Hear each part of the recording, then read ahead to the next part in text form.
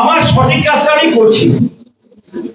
আজকে দুটো তিনটে ইস্যু আমাদের সামনে আছে, মানেই বলছি যোগ্য অযোগ্য ইস্যু নিশ্চিতভাবে আছে। আপনি চায়ের দোকানে বসবেন, আপনি বিদ্যালয়ে বসবেন, আপনার বিরোধী মাস্টারমশাই আপনাকে যা খুশি বলে যাবে। আজকে ডিএ ইস্যু আছে, আপনি স্কুলে বসবেন, আপনাকে যাচ্ছেনই বলে যাবে। তাহলে আমরা কি এগুলো অ্যাভয়েড করে যাব? নিশ্চিতভাবে অ্যাভয়েড করবো না। কেন করবো না? না, আমাদের মুখ্যমন্ত্রী অ্যাভয়েড করছেন, যা করছেন সামনে থেকে দাঁড়িয়ে লিড করছেন। আজকে যোগ্য অযোগ্য যে জায়গায় এসে দাঁড়িয়েছে, সমস্যাটা কোথায়? মানিক বলেছে, আমার জানা আছে বামফ্রন্টের সময় ওয়েস্টার্ন রিজিয়নের একজন মেম্বার ছিলেন, আমাদের যে এসএসসি কাউন্সিল আছে, সেই মেম্বার তার বাড়ির সামনে একটা পোস্টার দিয়েছিলেন, ফ্লেক্স দিয়েছিলেন যে চাকরির জন্য আমার সঙ্গে নয়, দলের অফিসে যোগাযোগ করুন। তার মানে তিনি কি বলেছিলেন? যে আমি দিতে পারবো না চাকরিটা, তো দলটা আপনাকে চাকরি দেবে। চিরপুরে চাকরি হয়নি।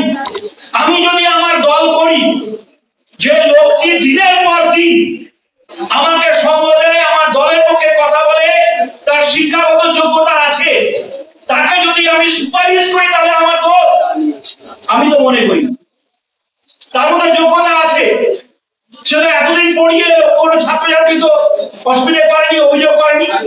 তারা আজকের দিনে দাঁড়িয়ে যখন যোগ্য অযোগ্য বিচার্য হচ্ছে, নিশ্চিতভাবে মহামান্য আদালতের নির্দেশ আমরা মান্যতা দেব। আইন আছে, আদালত আছে, তার বাইরে মানবিকতা বলে একটা বিষয় আছে। এটাকে যদি আপনি অগ্রাহ্য করেন, তাহলে মনে হয় কোন বিষয়টা সঠিকভাবে দেখা যাবে না। আমাদের মাননীয় মুখ্যমন্ত্রী, তিনি কি এগুলো বোঝেন না? যোগ্য অযোগ্য বোঝেন না?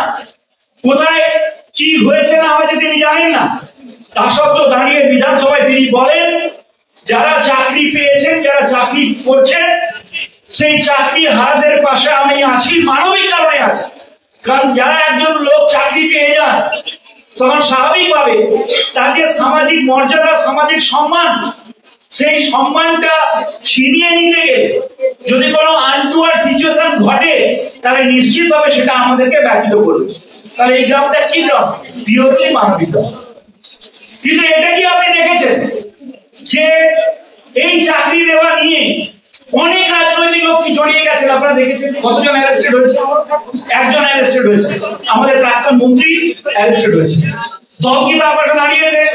নিশ্চিতভাবে দাঁড়ায়নি। দলের সমস্ত পোস্ট থেকে তাকে সরিয়ে দেওয়া হয়েছে, দল তাকে সমর্থন করেনি, দল কখনো তার পক্ষে দাঁড়ায়নি, ব্যাটিং করেনি। তার মানে দল কি বলছে? তুমি যদি অন্যায় করো, নিশ্চিতভাবে আমি তোমার পাশে দাঁড়াবো না, কিন্তু তোমার অন্যায়ের জন্য যদি কেউ ভিকটিম হয়, তাহলে মানবিক কারণে তার পাশে আমি আছি। পিওরলি মানবিক কারণ। আপনি ভাবুন, যারা বিজেপিতে গেছেন বা আছেন, তাদের মধ্যে কি কেউ এই কাণ্ডের সঙ্গে যুক্ত নন? বুকে হাত দিয়ে বলবেন কেউ না কেউ তো যুক্ত। যারা সাফারার, তারা তো জানেন কে কে নিয়েছে টাকা, কে দেয়নি, তারা বাইরে বলছেন না অন্য কারণে। কিন্তু যারা যুক্ত, ভাবুন, তারাই চাকরি খাওয়ার জন্য রেকমেন্ড করছেন। তাহলে কেমন হলো? আমি টাকা নিয়ে তোমাকে চাকরি দিলাম, তারপরে যখন পাশাটা উল্টে গেল, আমি কোর্টে গিয়ে বললাম এই চাকরিটা কি। তারপরে আবার যখন মুখ্যমন্ত্রী পাশাটা দিয়ে বললেন যে এদেরকে বাঁচিয়ে রাখার জন্য, যতক্ষণ পর্যন্ত তারা আবার নতুন করে সিলেক্টেড না হচ্ছে, পরীক্ষায় বসে চাকরি না পাচ্ছে, কিছুদিনের জন্য ভাতা দেওয়া হোক, কোর্টে গিয়ে বললাম এই ভাতাটাও দেওয়া যাবে না। তাহলে এগুলোকে আপনারা কোন আইনে, কোন যুক্তিতে ব্যাখ্যা করবেন? মুখ্যমন্ত্রী সব দোষ করে যাচ্ছেন। আপনি বিধানসভায় বসবেন,